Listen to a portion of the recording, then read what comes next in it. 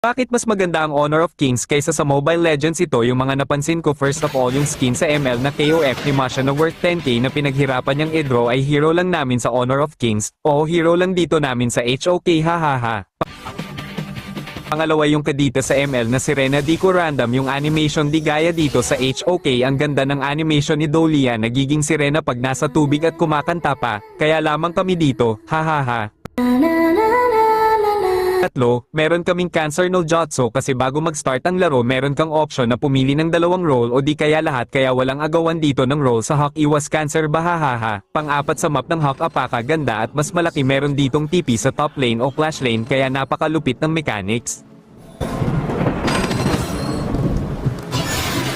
Ang panglima ay maganda talaga ang matchmaking dahil coming from developers madidetect nila yung mga Smurf account, lalong lalo na kapag maraming account ang nasa isang device, kaya kung Smurf ka Smurf din yung kalaban at kakampi.